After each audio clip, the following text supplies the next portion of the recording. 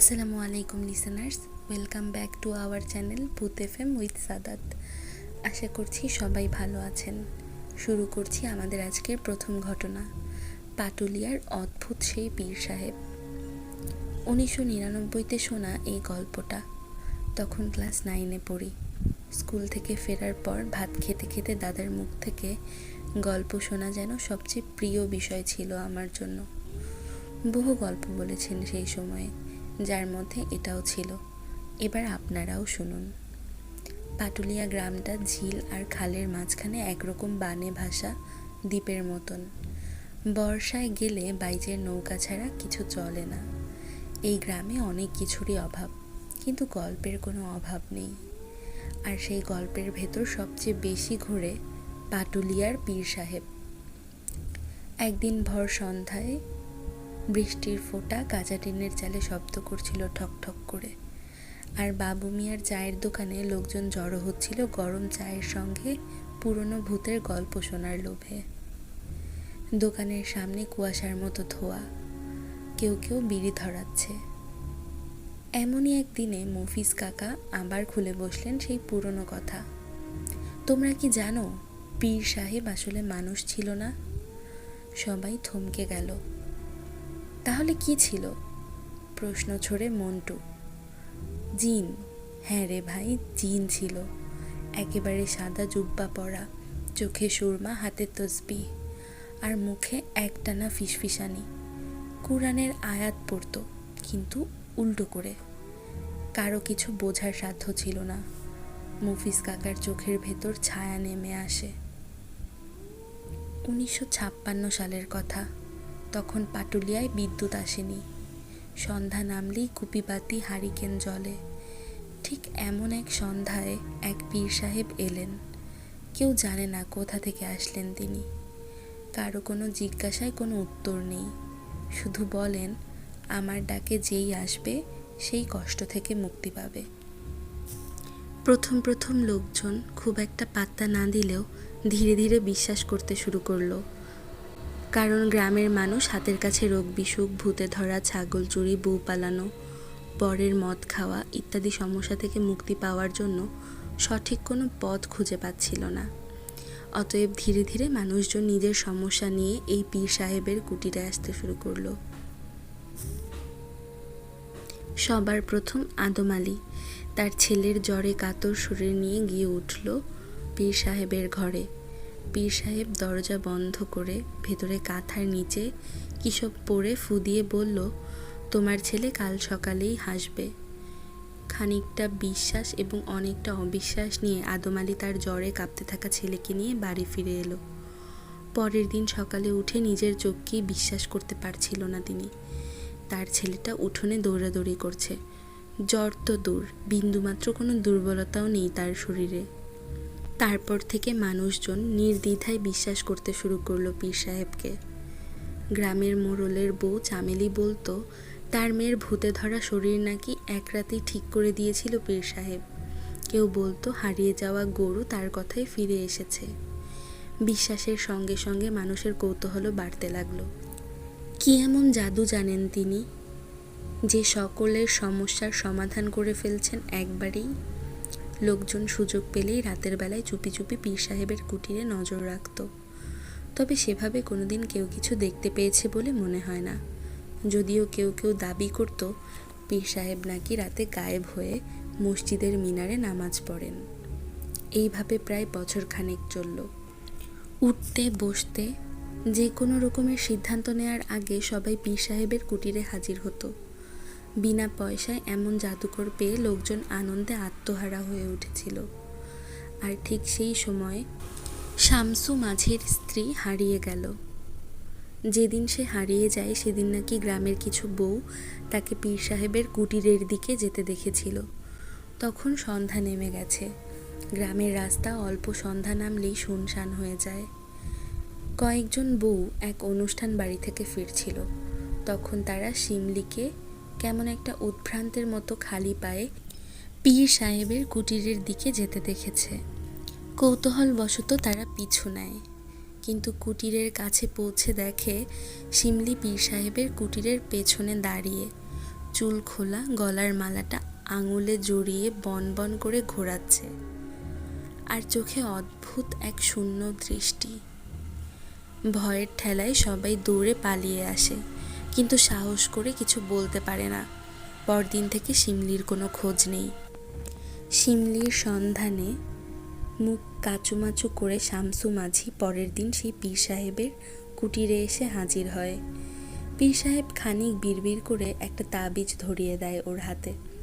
দিন কয়েক পরে হারিয়ে যায় গ্রামের নওজোয়ান ফারুক। একদিন বলেছিল, আমি পীর সাহেবের খাস মুরিদ, ওনার সাথে একা একটা রাত কাটাবো, ইলম শিখব। তারপর আর দেখা মেলেনি তার। লোকজন এবার ধীরে ধীরে ভয় পেতে শুরু করলো।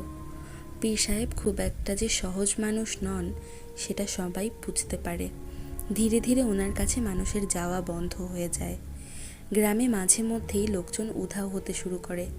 এইবার লোকজন বলতে লাগলো, পীর সাহেব নিশ্চয়ই জিন ডাকে, মানুষ বলি দেয়, তাই বুঝি কেউ মরে না, হারিয়ে যায়। কি করা যায় না করা যায় এসব ভাবতে ভাবতে একদিন সাহস করে পাটুলিয়া গ্রামের দুজন তরুণ, মিলন ও বাদল আর ডেপুটি সাহেব ঠিক করলো তারা একদিন রাতের বেলা গিয়ে পীর সাহেবের কুটিরে হানা দেবে। যাই কারচুপি করুক না কেন, উনি সেটা ঠিক ধরে ফেলবেন। যেমন ভাবা তেমনই প্ল্যান। 2 দিন ধরে পীর সাহেবের কুটিরের উপর নজর রেখে তৃতীয় রাতে সবাই মিলে পৌঁছে যায় গন্তব্যে। হারিকেন হাতে, বুকে কালেমা। কুটিরের কাছাকাছি পৌঁছে তারা বোঝার চেষ্টা করে পীর সাহেব ভেতরে আছে কিনা। দূর থেকে কিছু বুঝতে না পারায় তারা ধীরে ধীরে উঠানের কাছে চলে আসে। কাছে আসতেই 3 জনে শুনতে পায় ভেতরে কেউ বিড়বিড় করে কিছু বলছে। মিলন একটু সাহস করেই ঘরের দরজায় কান রাখতেই আবার সব স্তব্ধ। প্রায় 15 মিনিট এভাবেই দাঁড়িয়ে থাকার পর 3 জনে শুনতে পেল ভেতর থেকে কাঁদো কাঁদো গলায় কেউ বলছে, আমাকে ছেড়ে দাও, আমি যে আর পারি না। সঙ্গে সঙ্গে আরেকটা গলা কোরআনের আয়াত, কিন্তু উল্টো করে উচ্চারণ করতে লাগলো। তারপর একটা হুঙ্কার, এক লহমায় সবার হারিকেনের আলো নিভে যায়।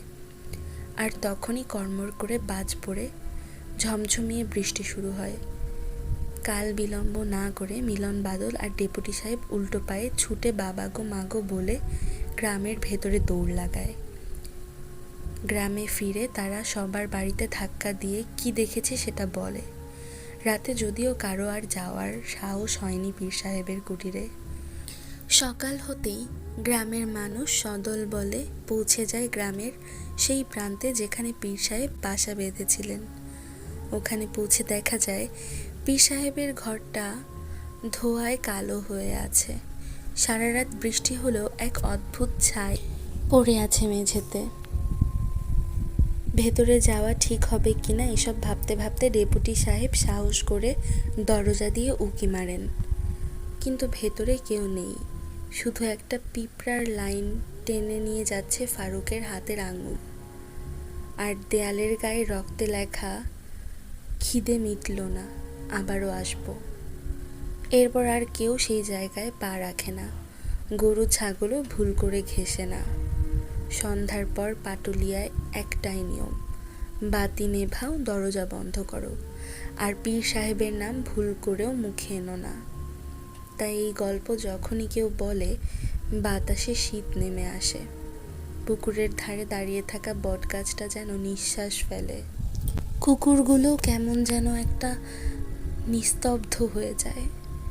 এতগুলো বছর পেরিয়ে আসার পরেও লোকজন শুতে যাওয়ার আগে বারবার করে দেখে নেয় দরজা জানালা ভালো করে বন্ধ হয়েছে কিনা, কারণ পাটুলিয়ার পীর সাহেব ফিরে আসতে পারে যে কোনো রাতে।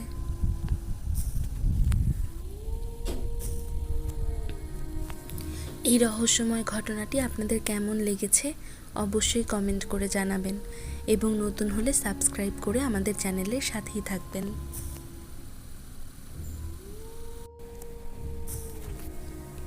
90-এর দশকে ঢাকায় সদরঘাটে লঞ্চ চালাতেন কামাল নামের এক লোক। সারা জীবন নদীর স্রোত, ঢেউ আর যাত্রীর কোলাহলের মাঝেই কেটেছে তার সময়।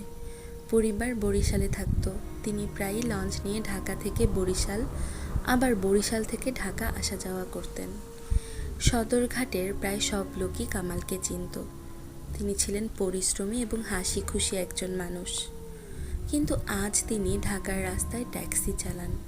কেউ যদি তাকে জিজ্ঞাসা করে কেন লঞ্চ ছেড়ে দিলেন, তিনি কেবল একটাই উত্তর দেন, এক রাতের অভিজ্ঞতা আমার জীবন পাল্টে দিয়েছে। সেদিন বিকেলে কামাল বরিশাল থেকে খালি লঞ্চ নিয়ে ঢাকায় এলেন। যাত্রী উঠলেই বরিশাল ফেরত যাবেন। খাওয়া দাওয়া শেষে কেবিনে একটু বিশ্রাম নিচ্ছিলেন তিনি। হঠাৎ দরজায় কড়া নাড়ল। ভাই, একটা সাহায্য দরকার। দরজার সামনে দাঁড়িয়ে অচেনা এক লোক, তার মুখে অদ্ভুত গাম্ভীর্য। কামালও কিছু না ভেবেই জিজ্ঞাসা করলেন, কি সাহায্য? লোকটা জানালো, আমার এক আত্মীয় মারা গেছেন, তার লাশ বরিশাল নিতে হবে, আপনি লঞ্চে নিতে পারবেন? কামাল একটু থামলেন। লাশ থাকলে যাত্রীরা উঠবে না, এটা সবাই জানে। তিনি বললেন, দেখেন ভাই, যাত্রী তুললে লাশের জন্য কেউ উঠবে না। লোকটা মুচকি হেসে উত্তর দিল, আপনাকে কোনো যাত্রী তুলতে হবে না, পুরো লঞ্চটাই আমি রিজার্ভ করে নিচ্ছি, যত টাকা লাগে আমি দেব। কামাল দ্বিধায় পড়ে গেলেন। লোকটির চোখে এক অদ্ভুত দৃঢ়তা। অবশেষে অর্থের কথা ভেবে রাজি হয়ে গেলেন তিনি। কখন আনবেন লাশ? লোকটা জানালো, আজ সন্ধ্যা 6টায়। চিন্তা করবেন না, আমি নিজেই নিয়ে আসব। সন্ধ্যা নামতেই লোকটি এলো। ছোট নৌকায় সাদা কাপড়ে মোড়ানো এক লাশ। কয়েকজন সহযোগী নৌকা থেকে নামালো।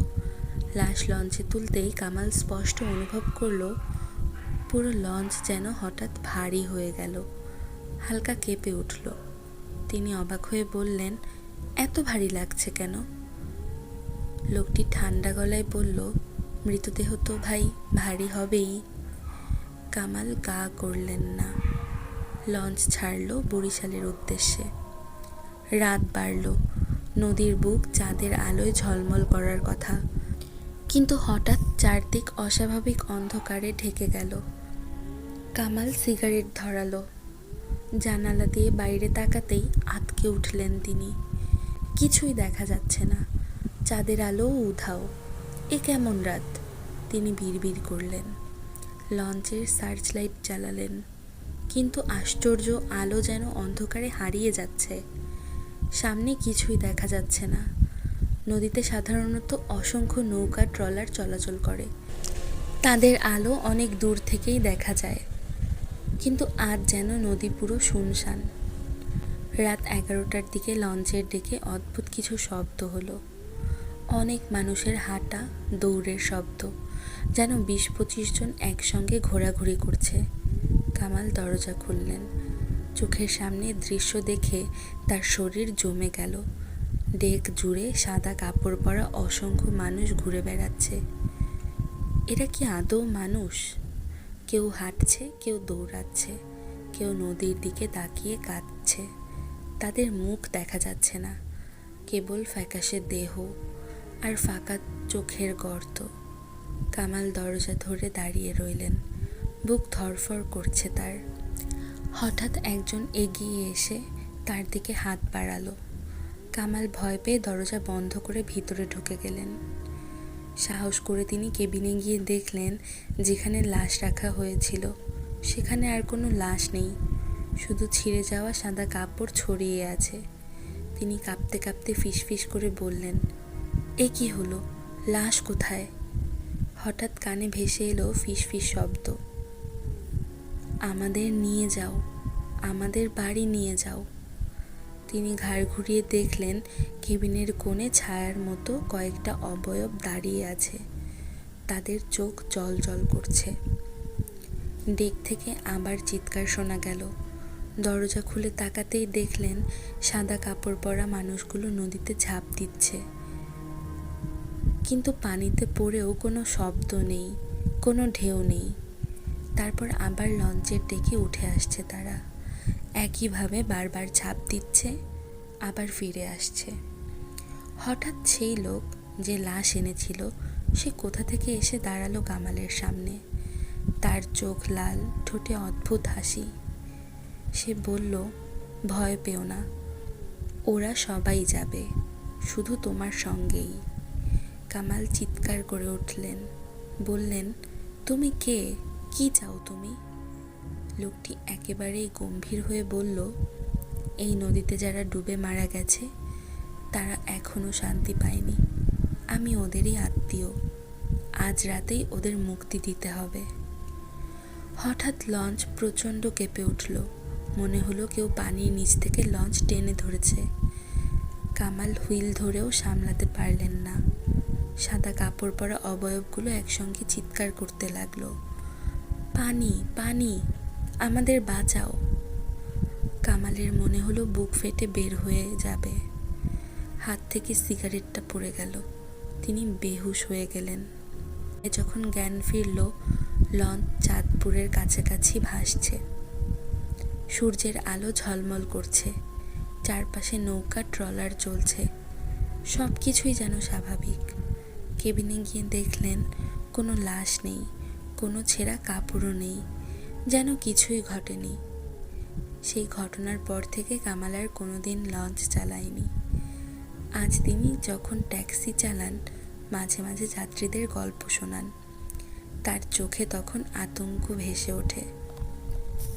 সেই এক রাতে যথেষ্ট। মৃত্যুকে অনেক কাছ থেকে দেখেছি, অনুভব করেছি। সেই রাতের পর আর কখনো লঞ্চের হুইল ছুঁইনি। কিন্তু আজও যখন নির্জন রাস্তায় একা গাড়ি চালাই, পিছনের সিটে তাকাতে ভয় পাই। মনে হয় সেই সাদা কাপড় পরা লোকগুলো ওখানে বসে আছে, তাদের সাথে আমাকে নিয়ে যেতে এসেছে। এই কথার মাধ্যমে ঘটনাটি এখানেই শেষ করেন কামাল।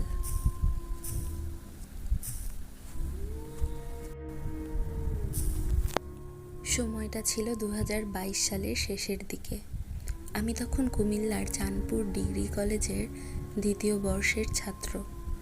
চাঁদপুর কলেজের পুরনো হোস্টেলটা অনেকেই এড়িয়ে চলত, কারণ সেটার বয়স প্রায় 70 বছরেরও বেশি। দেওয়ালে জায়গায় জায়গায় স্যাঁতস্যাঁতে দাগ, সিলিং ভাঙা, করিডোরটাও অন্ধকার।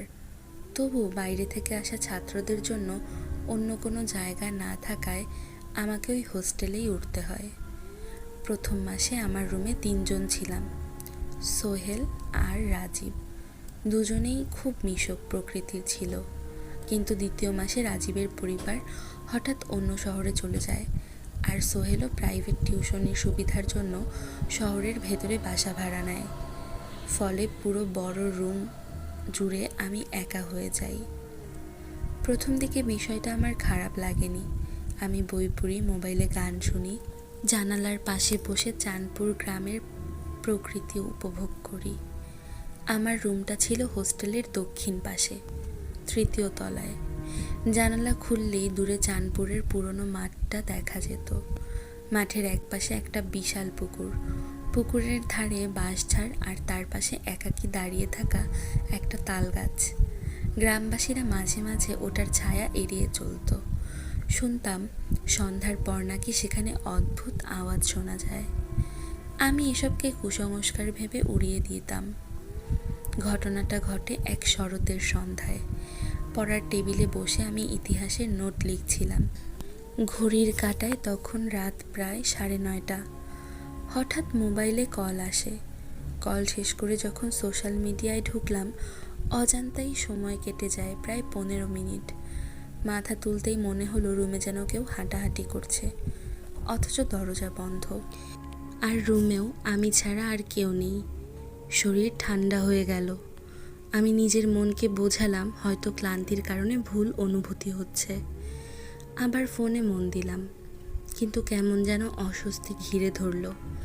দ্বিতীয়বার চোখ তুলে তাকাতেই স্পষ্ট দেখতে পেলাম দরজা দিয়ে একটা মেয়ে ভেতরে ঢুকছে। অবয়বটা চেনা, আমার আগের রুমমেট রাজীবের ছোট বোন। কয়েকবার হোস্টেলে এসেছিল, তার মতো দেখাচ্ছিল, কিন্তু তার শরীরটা ছিল অস্পষ্ট। যেন ধোয়ার মতো ঝাপসা। সে সোজা জানালার দিকে এগিয়ে মিলিয়ে গেল। আমার বুক ধড়ফড় করছে, কথা বেরোচ্ছে না।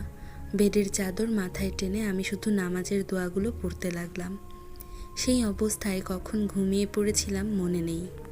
হঠাৎ রাত 2টার দিকে ঘুম ভাঙল। ওয়াশরুমে যেতে হবে। হোস্টেলের ওয়াশরুম ছিল 4 রুম পর। ভয়কে উপেক্ষা করে দরজা খুলে করিডরে বের হলাম। চারদিক নিস্তব্ধ।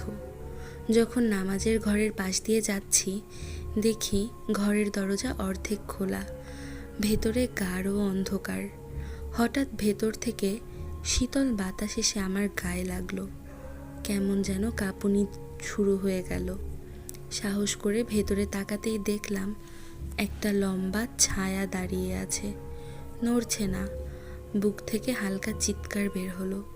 দ্রুত পা বাড়ালাম ওয়াশরুমের দিকে। ফিরে আসার সময় হোস্টেলের গেটের পাশে বড় একটা করই গাছ ছিল। দেখলাম সেই গাছের এক ডাল অস্বাভাবিকভাবে নড়ছে।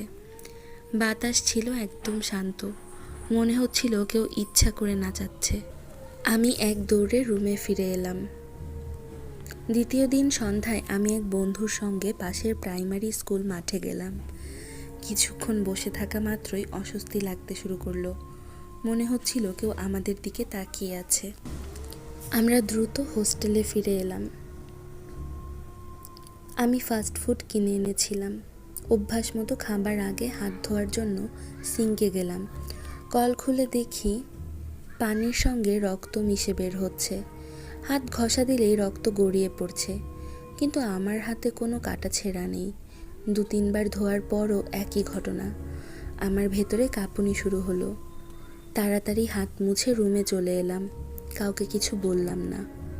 নাস্তা শেষ করে শুয়ে পড়লাম, কিন্তু ঘুম আসছিল না। রুমে একা একা আতঙ্কে কাটছিল সময়। তখন ঠিক করলাম অন্য রুম থেকে কাউকে নিয়ে আসব। একজনকে ডেকে আনলাম পাশের রুম থেকে। ও রুমে আসার পরপরই হোস্টেলের সেই পুরনো কালো বিড়ালটা আমাদের দরজার সামনে এসে ডাকতে শুরু করলো। ডাকটা ছিল ভীষণ ভৌতিক। মনে হচ্ছিল ও কিছু একটা দেখে ভীষণ আতঙ্কিত হয়ে পড়েছে।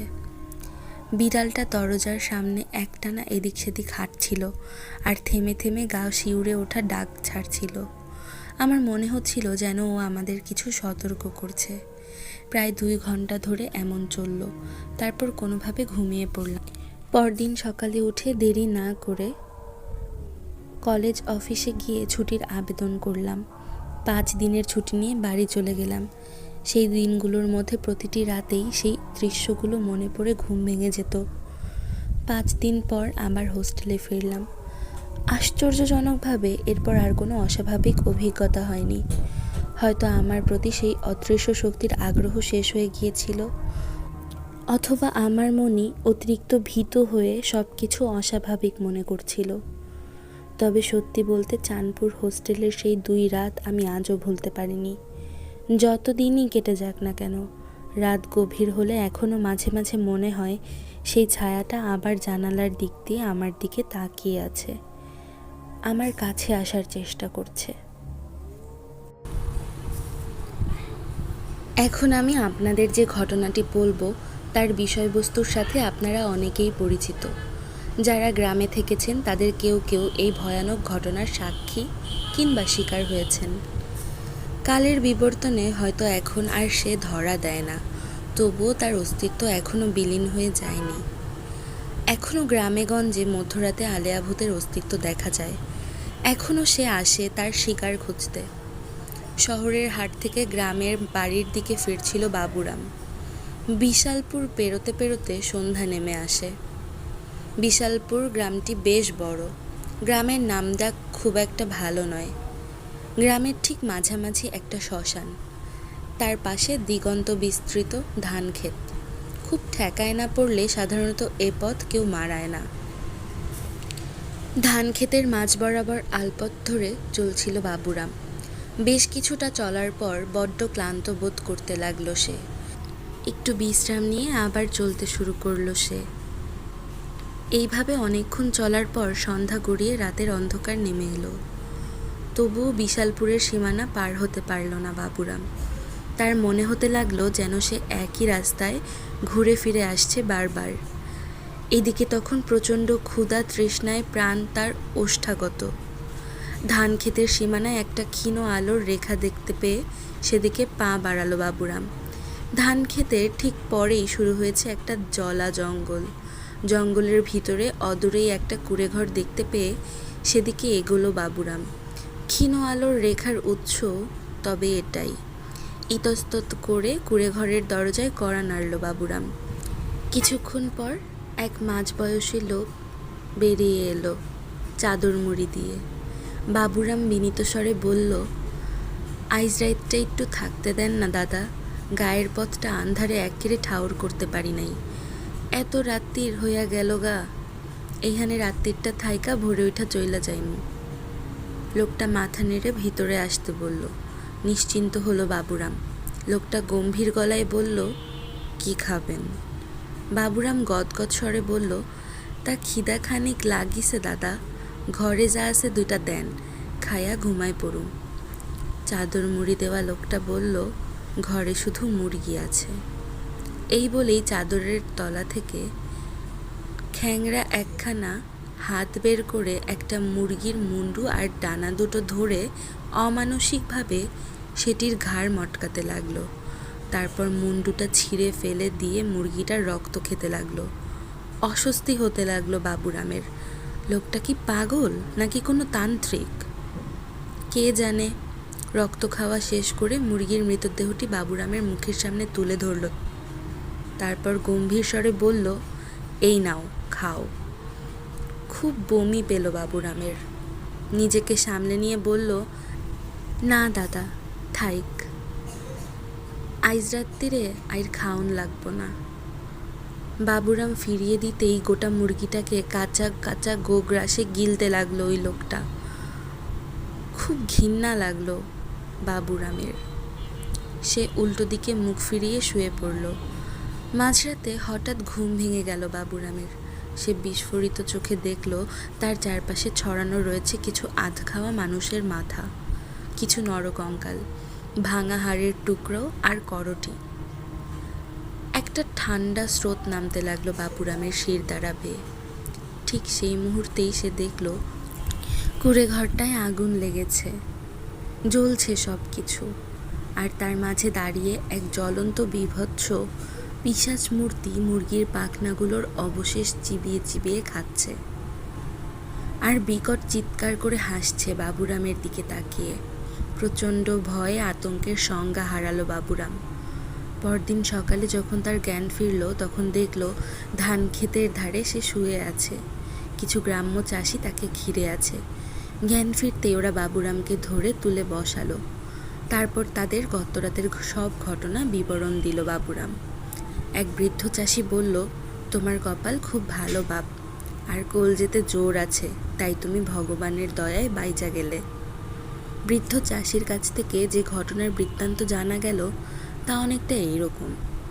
অনেক কাল আগে পঞ্চানন নামে এই গায়ের এক গরিব চাষি তার ক্ষেতের ফসল শেয়ালের হাত থেকে পাহারা দেওয়ার জন্য কুঁড়ে ঘর বেঁধেছিল ধান ক্ষেতের ধারে জলা জঙ্গলে। একদিন রাতে আলেয়ার আগুন লাগে কুঁড়ে ঘরে। আগুনে পুড়ে মারা যায় পঞ্চানন। সেই থেকে তার অতৃপ্ত আত্মা ভূত হয়ে বাস করে এখানে, আর অজানা কোনো পথিককে দেখলেই টেনে নিয়ে যায় মৃত্যুর জ্বলন্ত কূপে। এখন আমি যে ঘটনাটি বলতে চাচ্ছি সেটি যেমন বীভৎস তেমনই ভয়াবহ এক ঘটনা। ঘটনাটি বেশ কয়েক বছর আগে একটি সংবাদপত্রে প্রকাশিত হয়েছিল। সাংবাদিকের কাছে একজন ডোম ঘটনাটি বলেছিল। আমি তার ভাষায় ঘটনাটি তুলে ধরলাম। আমি যখন ডোমের চাকরি পেলাম তখন আমাকে অনেকেই বারণ করেছিল ডোমের চাকরি না করতে, কিন্তু আমি ছিলাম খুব সাহসী একজন লোক, আর বয়সেও জোয়ান। মানুষের কথায় কি আর চাকরি ছাড়া যায়, তাও আবার সরকারি চাকরি। আমি কাজে সময় মতো যোগ দিলাম। প্রথম দিনে শুধু দেখলাম ওরা কি করে লাশ কাটে। দেখলাম লাশ কাটার আগে ডোমরা মদ খায়। আমি ভেবেছিলাম বুঝি পচা গন্ধ ভুলে থাকতেই ওরা মদ খায়। আমি যখন কথা বললাম সবাই হাসলো। আর আমায় বলল, কেন খাই আস্তে আস্তে নিজেও বুঝে যাবা। আমরা ডোম সম্প্রদায়ের লোক হলেও আমি মদ খেতাম না। এভাবে বেশ কিছুদিন কেটে গেল। একদিন রাতে আমার ডিউটি ছিল। আমার ওস্তাদ মানে আমার সিনিয়র ডোম আমায় বলল, রাতে আলো জ্বালিয়ে রাখিস আর রাতে লাশ ঘরে ঢুকবি না। যাই হোক, আমি সেই রাতে খেয়ে দিয়ে লাশ ঘরে চলে এলাম।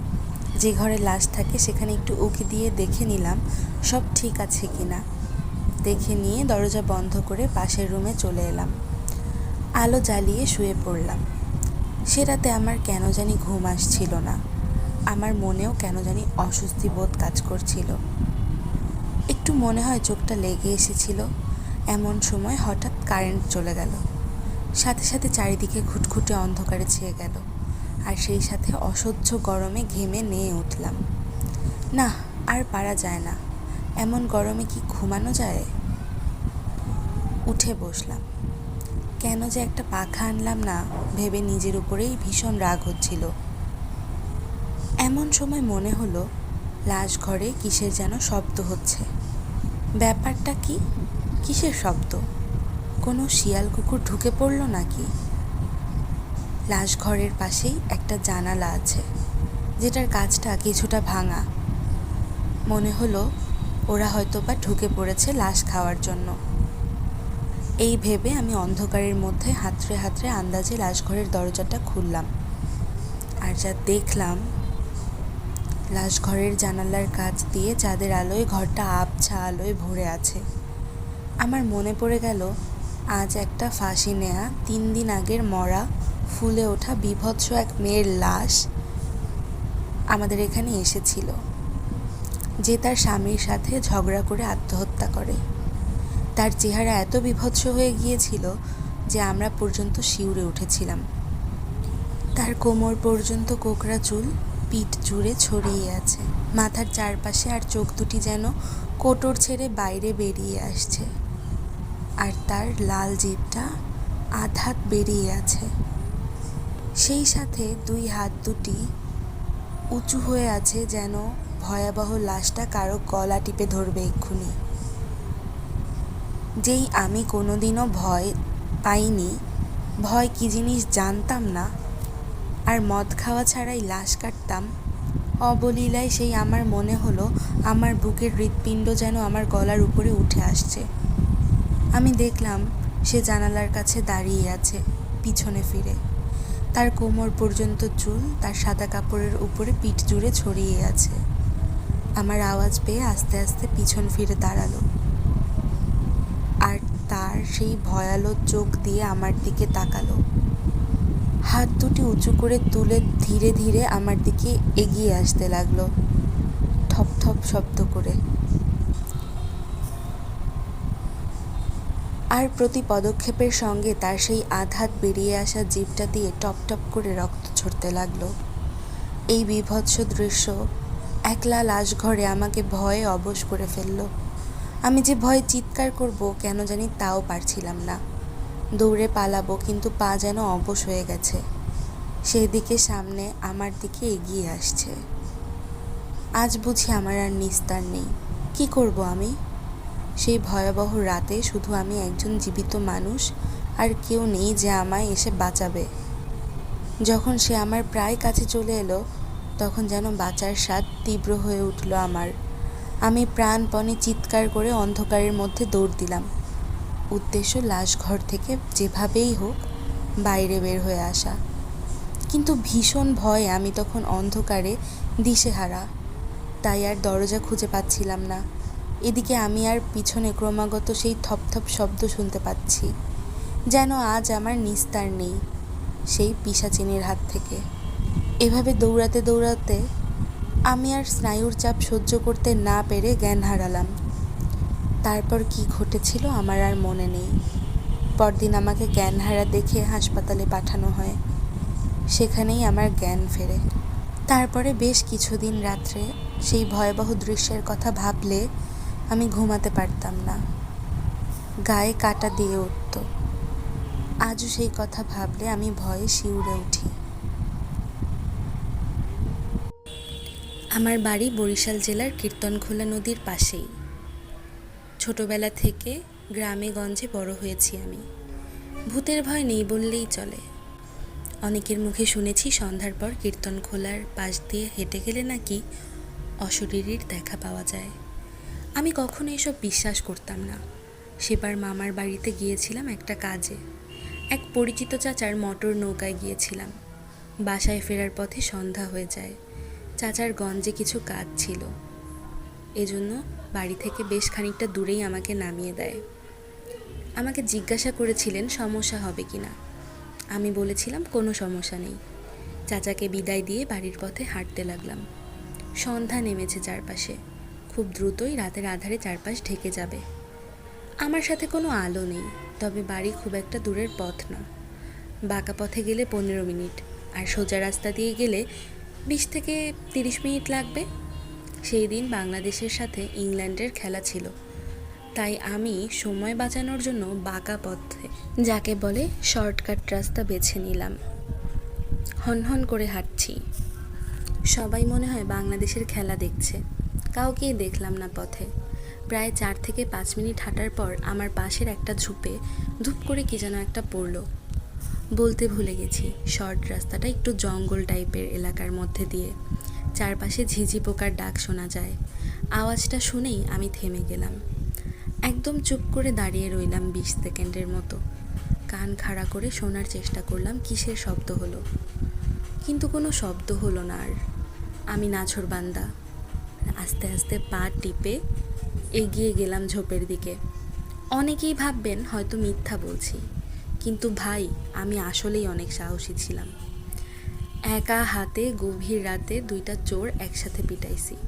ভয় ডর খুব কম। যাই হোক, ঝোপের পাশে দাঁড়িয়ে উকি দিলাম। উকি দিয়েই চমকে উঠলাম। ওই পাশে দেখলাম একটা সাদা কাপড় পরা মহিলা ঝুঁকে আছে কিছু একটার ওপর। দেখে মনে হলো কোনো 4 পেয়ে জানোয়ার। অন্ধকার হতে যাচ্ছে, দৃষ্টি পরিষ্কার না। মহিলার পাশ থেকে গজগজ শব্দ হচ্ছিল। হাড় ভাঙার আওয়াজ কানে এলো। কড়মড় করে কি যেন খাচ্ছে। আমি আর সহ্য করতে পারলাম না। জোরে চিৎকার দিয়ে বললাম, কে ওখানে? কে রে? সাথে সাথেই পাই করে আমার দিকে ঘুরে গেল মহিলাটা। ওটার চেহারা দেখার সাথে সাথে মনে হলো কলিজাটা এক লাফে গলার কাছে উঠে এসেছে। বহু কষ্টে নিজেকে দাঁড় করিয়ে রাখলাম। মহিলার বয়স বুঝতে পারিনি, তবে সাদা চুল, সাদা কাপড় এবং সারা মুখে লেগে থাকা রক্ত আর সামনে পড়ে থাকা একটা মাঝারি সাইজের গরুর মৃতদেহ দেখে কিছু বুঝতে বাকি রইল না। এরপর শুধু এতটুকুই মনে আছে যে জ্ঞান হারাবার আগে জোরে কয়েকবার কালেমা পড়েছিলাম, আল্লাহু আকবার বলেছিলাম। মহিলাটা চোখের পলকে মরা গরুটা রেখে আমার দিকে এগিয়ে এলো। এরপর আমার আর কিছু মনে নেই। জ্ঞান ফেরার পর নিজেকে আবিষ্কার করি আমাদের বাড়ির উঠানে। সামনে এলাকার সব মুরব্বি এবং গঞ্জের বড় বড় হুজুর বসে আছে। ওনাদের কাছে শুনতে পাই, রাতে রাস্তা দিয়ে ফেরার পথে আমাদের বাড়ির 3 বাড়ির পরে রহমত আলী চাচা আমাকে দেখতে পান। এরপর আরও মানুষের সাহায্যে আমাকে বাসায় নিয়ে আসেন। আশ্চর্যের ব্যাপার যে সেদিন আমার থেকে একটু দূরে একটা আধ খাওয়া গরুর মৃতদেহ পাওয়া যায়। গরুটির শরীরের বাকি অংশ পাওয়া গেলেও মাথা থেকে পেট পর্যন্ত বেশ কিছু অংশই ছিল না। ভূত প্রেতের ভয় কোনোদিনই ছিল না এরকম মানুষ খুঁজে পাওয়া ভার। পূর্ণিমা অথবা অমাবস্যার রাতে হাট বাজার থেকে ফিরতে গিয়ে ভূত দেখে মরে গেছে, এরকম ঘটনা আমরা সবাই কম বেশি শুনে থাকি। ছোটবেলায় আমার ভূত প্রেত বিষয়ে ব্যাপক আগ্রহ ছিল। আমি ছোটবেলায় সবচেয়ে বেশি ভূতের গল্প শুনেছি আমার বাবা আর দাদির মুখে। এছাড়াও অনেকের মুখেই শুনেছি। তখন আমি এ সকল গল্প শুনে কখনো অবিশ্বাস করিনি, সব কিছুই সত্য ভেবেছি। আমার অন্যান্য পরিচিতদের কাছেও শুনেছি অনেক ঘটনার বিবরণ। সেই সব ঘটনারই কিছুটা বলবো আজ, যার একটা ঘটনা ছাড়া বাকি সব ঘটনাই আমাদের এলাকায় ঘটে গেছে। রাত তখন প্রায় 2টা। আকাশে মেঘেদের ডাকাডাকি, মাঝে মাঝে বিদ্যুৎ চমকাচ্ছে। যখন বিদ্যুৎ চমকায় তখন চারদিক কিছুক্ষণের জন্য আলোকিত হয়ে যায়। মদন শিকদার কোনো এক কারণে দূরে কোথাও গিয়েছিলেন, তাই ফিরতে এত রাত হলো। আমাদের বাড়ির সামনের রাস্তাটা যেখানে মোড় নিয়েছে তার পাশেই একটা লম্বা তালগাছ, জায়গার নাম মোল্লাবাড়ির মোড়। বাঁশঝাড়, তালগাছ, হিজিবিজি অবস্থায় থাকা মেহগনি গাছ আর আম গাছ দিয়ে ঘেরা জায়গাটা একসময় দিনের বেলাতেই ভয়ঙ্কর লাগতো। মদন শিকদার মোল্লাবাড়ির মোড়ে এসে হঠাৎ থমকে দাঁড়ালেন। কিছুক্ষণ চুপ করে থাকার পর তিনি বুঝতে পারলেন সামনের তালগাছটা থরথর করে কাঁপছে। কিছু একটা বুঝতে পেরে তিনি গাছের মাথার দিকে আর তাকালেন না। আবারও বাড়ির দিকে পা বাড়ালে তালগাছটা প্রবলভাবে কাঁপা শুরু করে। হঠাৎ মদন শিকদারের ওপর কে যেন মূত্র বিসর্জন করে। উটকো গন্ধযুক্ত মূত্র মদন শিকদারের শরীর ভিজিয়ে দেয়। মদন শিকদার আর কাল বিলম্ব না করে এক দৌড়ে বাড়িতে এসে পড়ে। বাড়িতে আসার পর লক্ষ্য করে তার শরীর পুরোটাই শুকনা, একটুও ভিজে নাই। এই ধরনের ঘটনা সেই মোল্লাবাড়ির মোড়ে মাঝে মাঝেই ঘটত। মোল্লাবাড়ির সেই মোড় থেকে একটু আগে রাস্তার বাম পাশে একটা বড় আম গাছ ছিল। বড় বড় আম ধরতো সেই গাছে। আষাঢ় মাসের ঝড়ে যখন আম কুড়াতে যেতাম সেই আমতলায়, তখন মাঝে মাঝে বড় বড় আম মাথায় পড়ে অনেকে অজ্ঞানও হয়ে যেত। একদিন স্কুল ছুটি দিয়েছে আমার। আমি তখন ক্লাস 2তে পড়ি। হাতে একটা কঞ্চি নিয়ে খেলতে খেলতে বাড়ি ফিরছিলাম। এমন সময় পরিচিত কোনো তরুণীর চিৎকার শুনে ছুটে গেলাম সেই আম গাছটার দিকে। গিয়ে দেখি সেই বড় আপু চোখ বড় বড় করে এদিক সেদিক তাকাচ্ছে। যেহেতু তিনি চিৎকার দেওয়ার পর আমি প্রথম ওখানে গিয়েছি, তাই তিনি আমাকে লক্ষ্য করে হাতের ইশারায় গাছের ডালের দিকে তাকাতে বললেন। আমি গাছের দিকে তাকালাম এবং তাকিয়ে যা দেখলাম তা আমার মৃত্যুর আগ পর্যন্ত মনে থাকবে। দেখলাম গাছে একটা মেয়ে ফাঁসির দড়িতে ঝুলে আছে। মাথাটা একটু বেঁকে আছে, মুখ দিয়ে লালা পড়ছে। এতক্ষণে আরও মানুষ এসে গেছে সেখানে। আমি এতক্ষণ প্রায় অজ্ঞান হয়ে গিয়েছি। আসলে ওই বয়সে আমার জন্য ঘটনাটা খুবই ভয়ঙ্কর ছিল। ওই দিন সারা দিন লাশটা গাছে ঝুলেছিল, কেউ নামায়নি। দূর দূরান্ত থেকে মানুষ ঝুলে থাকা লাশ দেখার জন্য এসেছিল সেদিন। আমি প্রচণ্ড ভয় পেয়েছিলাম। আসল ঘটনা হচ্ছে, সেই মেয়ের মৃত্যুর পর শুরু হয় মানুষের নানা রকম ভয় ভীতির। এলাকায় অনেকেই দেখতে থাকে অনেক রাতে সেই মরে যাওয়া মেয়েটি সেই গাছের আশেপাশে ঘুরঘুর করছে। রাস্তা দিয়ে কেউ হেঁটে গেলে হাত ইশারায় তাকে ডাকে।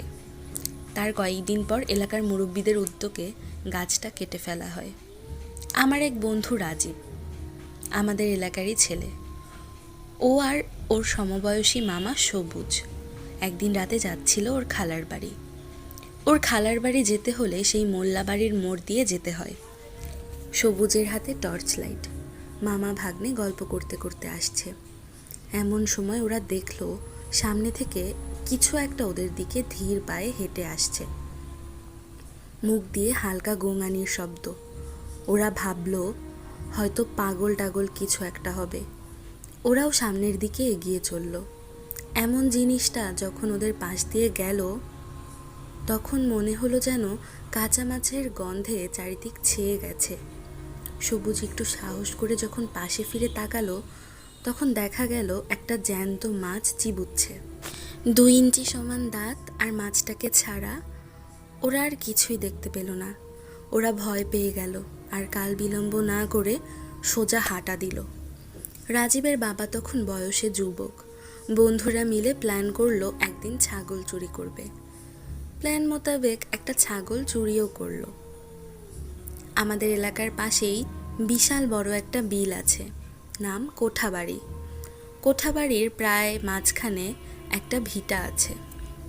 শত বছর ধরে কেউ থাকে না সেই ভিটায়, তবে লোকমুখে আমরা শুনেছি অনেক আগে নাকি এখানে এক বুড়ি থাকতো, তাই সেই ভিটার নাম হয়েছে বুড়ির ভিটা।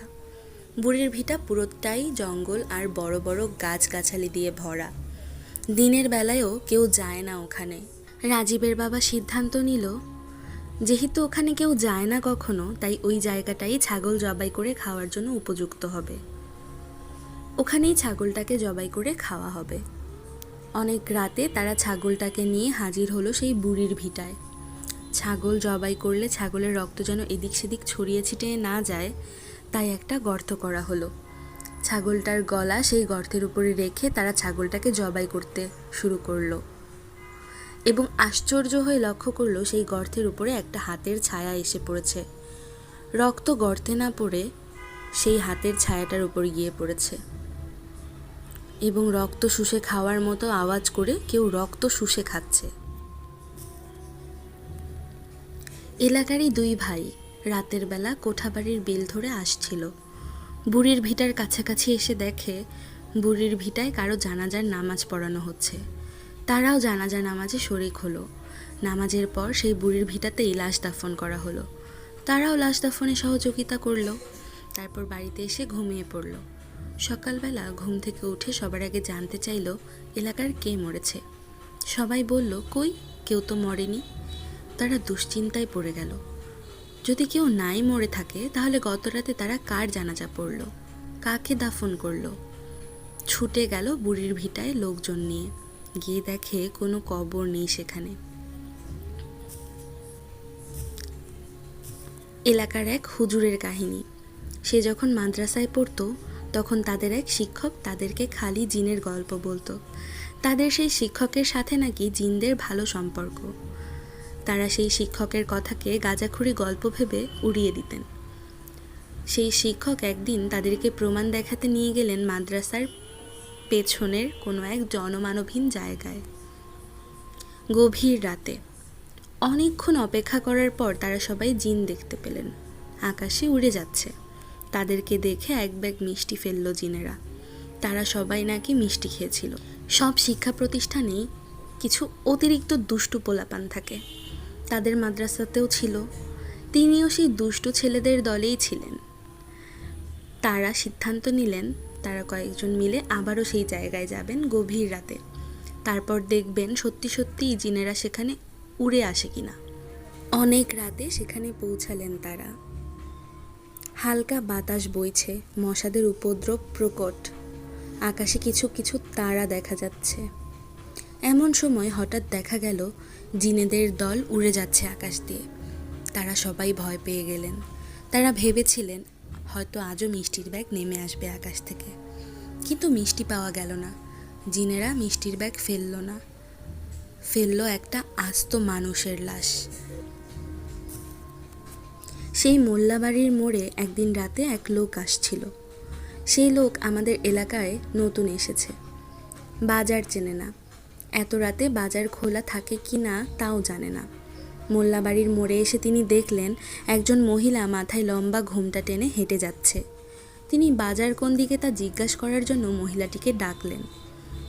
আম্মা, বাজারটা কোন দিকে? মহিলার কোনো সাড়া শব্দ নেই। আবারও ডাকলেন, সাড়া শব্দ নেই। তৃতীয়বার ডাকার পর মহিলা দাঁড়ালেন।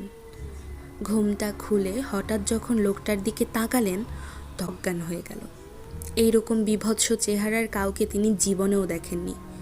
মহিলার মুখের মাংস এবড়ো থেবড়ো, চোখ দুটো বের হয়ে যাওয়া।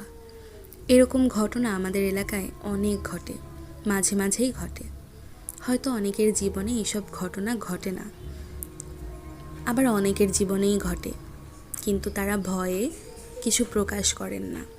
হয়তো এর চাইতে অনেক ভয়ঙ্কর ঘটনা ঘটে গেছে অনেকের জীবনে, আমাদের অজানাতেই। তারা সেই সব অভিজ্ঞতা নিয়েই বেঁচে আছে আমাদের মাঝে। আমি ভূত প্রেতে অবিশ্বাসী, তবুও আমি একা একা রাতের বেলা তেমন একটা বের হই না। এখনও মনে হয় সেই কেটে ফেলা আম গাছটার নিচে দাঁড়িয়ে কেউ আমাকে হাতছানি দিয়ে ডাকছে। এখনও মনে হয় কোনো এক মহিলা লম্বা ঘোমটা টেনে হেঁটে যায় মোল্লাবাড়ির মোড়ে। এখনও মনে হয় মোল্লাবাড়ির মোড়ের তালগাছেরা কেঁপে যায় গভীর রাতে। মনে হয় কোঠাবাড়ির বুড়ির ভিটায় একটা হাতের ছায়া খুঁজে ফিরে তাজা রক্তের সন্ধানে। তাজা রক্তের সন্ধান। বাংলাদেশের উত্তরাঞ্চল নওগাঁর এক প্রত্যন্ত গ্রাম মহুয়ারপাড়া। চারদিকে ধানক্ষেত, মাটির রাস্তা, মাঝে মাঝে খেজুর গাছের সারি। গ্রামের পশ্চিম প্রান্তে একটা পুরনো শ্মশানঘাট। দিনের বেলায়ও জায়গাটা গা ছমছম করে। লোকেরা সেখানে যায় না, কারণ ওখানেই শুয়ে আছে একটা রহস্যময় কফিন। কালো কফিন। শোনা যায় প্রায় 50 বছর আগে এক শীতের সকালে হঠাৎ কফিনটা শ্মশানে দেখা যায়। কে এনেছিল, কিভাবে এনেছিল, কেন এনেছিল কেউ জানে না। লোহার মতো ভারী কালো রঙের মোটা প্রলেপ দেয়া, গায়ে খোদাই করা অচেনা অক্ষরে কিছু শব্দ।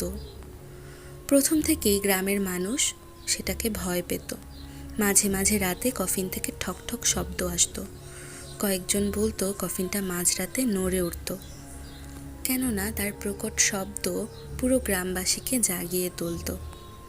আর ভয়ঙ্কর ব্যাপার হলো, যখনই কফিন নড়ত গ্রামের কেউ না কেউ অস্বাভাবিকভাবে মারা যেত, না হয় উধাও হয়ে যেত। ফলে গ্রামের মানুষ একে এড়িয়ে চলে। তবে এর ভেতরে কি আছে তা সকলেরই অজানা। 2021 সালের শীতের রাত, গ্রামে ফিরল মাহবুব। বয়স 25, ঢাকা বিশ্ববিদ্যালয়ে পড়ছে। বিজ্ঞানে বিশ্বাসী, কুসংস্কারে নয়। গ্রামে আসার পর থেকেই সে কফিনের গল্প শুনে হাসতে লাগলো। বলতে লাগলো, এসব মিথ্যা, কফিন মানে তো লাশ রাখার বাক্স, ভূত প্রেত বলতে আসলে কিছু হয় না। কিন্তু গ্রামের বয়স্করা তাকে বারবার সাবধান করলো, বাবা কফিনের কাছে যাস না, যে একবার ওটা খোলে তার সর্বনাশ বয়ে আসে। মাহবুব শোনে কিন্তু বিশ্বাস করে না, বরং বন্ধুদের বলে, চল শ্মশানে গিয়ে দেখি, সব রেকর্ড করে আনবো, প্রমাণ হবে এসব ভাওতাবাজি, এসব ভণ্ড, এগুলো জাস্ট লোককথা। রাত তখন 12:30, চারপাশ ঘন কুয়াশায় ঢাকা। দূরে শেয়ালের ডাক শোনা যায়। মাহবুব 4 বন্ধু নিয়ে শ্মশানে যায়। সাইদ, রাহাত, মনির আর শুভ। হাতে টর্চ লাইট, মোবাইল ক্যামেরা। শ্মশানে পৌঁছাতেই দেখতে পেল কফিনটার চারপাশে কয়েকটা কুকুর ঘেউ ঘেউ করছে, কিন্তু কেউ কাছে আসছে না। মাহবুব দেখে হাসলো আর বলল, দেখেছো ওরা কি ভয় পাচ্ছে? আসলে মানুষ শুধু শুধুই ভয় পায়। সে টর্চের আলো কফিনে ফেলল। ধাতব কালো কফিন, গায়ে অচেনা শব্দের খোদাই। কাছে যেতেই হাড়ে ঠান্ডা অনুভূতি ছড়িয়ে পড়ল। হঠাৎ ঠক ঠক শব্দ এলো ভেতর থেকে। সবাই আঁতকে উঠল। সাইদ বলল, ভাই চলেন ফিরে যাই। কিন্তু মাহবুব হাসল, ভেতরে বাতাস আটকে আছে, খুললেই সব রহস্য মিটে যাবে। মাহবুবের কাছে এখনো মনে হতে লাগলো এটা হয়তো সত্যিই বাতাসেরই শব্দ। বাতাস আটকে আছে বলেই এরকম নড়বড়ে শব্দ হচ্ছে। 4 জনে মিলে ভারী ঢাকনাটা তুলল। ঢাকনা ওঠার সাথে সাথেই অচেনা এক দুর্গন্ধ বের হলো। ভেতরে যা দেখা গেল তা কেউ জীবনে ভুলতে পারবে না। একটা শুকনো দেহ, কিন্তু সাধারণ মানুষের মতো নয়।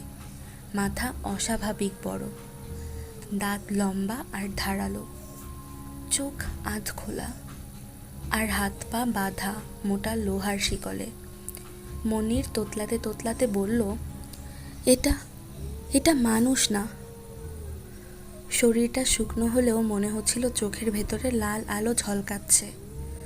হঠাৎ কফিনের ভেতর থেকে শ্বাস নেওয়ার মতো শব্দ এলো। সবাই দৌড়ে পালালো, শুধু মাহবুব কিছুটা সাহস দেখিয়ে তখনও সেখানে দাঁড়িয়ে রইল।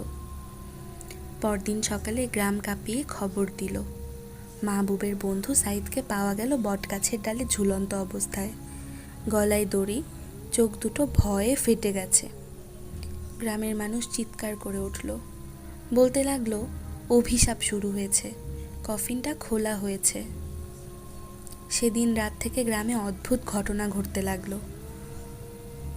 কেউ ঘুমের মধ্যে শ্বাসরোধ হয়ে মারা যাচ্ছে, কারো বাড়ির ভেতরে অদৃশ্য পায়ের শব্দ শোনা যাচ্ছে। গ্রামে এলো এক বৃদ্ধ তান্ত্রিক, হাফিজ আলী। সে জানালো আসল রহস্য। প্রায় 200 বছর আগে এই অঞ্চলে ছিল এক কালো জাদুকর, কারিমুদ্দিন। সে এক অমানবিক জিনকে ধরে কফিনে বন্দি করেছিল কালো জাদুর শক্তি দিয়ে। কিন্তু সেই জাদুকরই মারা যায় অস্বাভাবিকভাবে, আর জিনকে আটকানো হয় এই কালো কফিনে। হাফিজ আলী সাবধান করে দিল, ওটা একবার বেরিয়ে গেলে গ্রামবাসীরা কেউ বাঁচবে না। দিন যেতে থাকলো, গ্রামে ভয় বাড়তে লাগলো। রাতে শ্মশান থেকে অদ্ভুত গর্জন শোনা যেত। কফিনের শিকল একা একাই আলগা হতে লাগলো। যেদিন শিকল ভাঙার শব্দ হতো সেদিনই কেউ না কেউ মারা যেত। মাহবুবও বদলাতে শুরু করলো। সে মাঝরাতে একা শ্মশানে যেত, চোখে লালচে আভা, অদ্ভুত তার আচরণ। বন্ধুরা সবাই বুঝতে পারল কফিনের ভেতরের ওই অপশক্তি তার উপরে ভর করেছে। এক ঝড়ো রাতে হঠাৎ কফিনের সব শিকল ভেঙে গেল। সম্পূর্ণ গ্রাম কেঁপে উঠল। এক লাল চোখা শুকনো দেহ উঠে দাঁড়ালো কফিন থেকে। তার গর্জনে যেন বাতাসও জমে গেল। এত ভয়ঙ্কর সেই চিৎকার। লোকেরা দৌড়ে পালাতে লাগলো। অনেকে পালানোর আগেই মাটিতে লুটিয়ে পড়ল। মুখ থেকে রক্ত ঝরে, বুক চিরে দুই ভাগ হয়ে নিস্তেজ দেহটাই কেবল পড়ে থাকে তাদের। মাহবুব দাঁড়িয়ে রইল নিস্তব্ধ হয়ে, যেন সে তার নিজের ভেতরে নেই। সে তার আসল সত্তাকে হারিয়ে ফেলেছে। সেই কালো শক্তি যেন তার শরীর, মন, হৃদয় একে একে সব কিছু গ্রাস করেছে। তান্ত্রিক মন্ত্র পড়তে লাগলো। তাতে যেন সব কিছু আরও ভয়ঙ্কর হয়ে উঠল। সেও মুহূর্তেই রক্তাক্ত হয়ে মাটিতে লুটিয়ে পড়ে। পুরো গ্রামে এক তাণ্ডব লীলা নেমে আসলো। কেউ জানে না এর শেষ কোথায়। খানিক আগের জীবন্ত শহরটা যেন হঠাৎ মৃতদের আড়ং হয়ে উঠেছে। মানুষ ছটফট করতে করতে মারা যাচ্ছে। কি নিষ্ঠুরতা, কি অমানবিক হত্যাযজ্ঞ। বেশ কিছু বাড়িঘর ভেঙে পড়ল। কিছু কিছু বাড়ি একা একাই আগুন লেগে ঝলসে যেতে আরম্ভ করলো। ঘরে থাকা মানুষজন বের হওয়ার সুযোগটাও পেল না। পরদিন সকালে গ্রামটা প্রায় জনশূন্য হয়ে গেছে। কেবল কয়েকটা লাশ আর ভাঙা পোড়া বাড়িঘর পড়ে আছে। সবচেয়ে ভয়ঙ্কর ব্যাপার, কফিনটা আর কোথাও নেই। কেউ জানে না সেটা এখন কোথায়। কিন্তু যেদিন এটা আবার পুরোপুরি খোলা হবে, সেদিন হয়তো শুধু একটা গ্রাম নয়, পুরো দেশ ধ্বংস হয়ে যাবে। অনেকে বলে কফিনের ভেতরের অপশক্তি তার প্রতিশোধ সম্পন্ন করায় নিজে নিজেই অদৃশ্য হয়ে গেছে। প্রিয় শ্রোতাগণ, আমাদের মূল উদ্দেশ্য রহস্যময় অতিপ্রাকৃত ঘটনাসমূহ আপনাদের কাছে পৌঁছে দেয়া। তাই আমাদের ভুল ত্রুটি ক্ষমা সুন্দর দৃষ্টিতে দেখবেন। আমাদের প্রতিটি পর্বের কোন গল্পটি আপনাদের বেশি ভীত করেছে এবং রোমাঞ্চিত করেছে তা কমেন্ট করে জানাতে পারেন।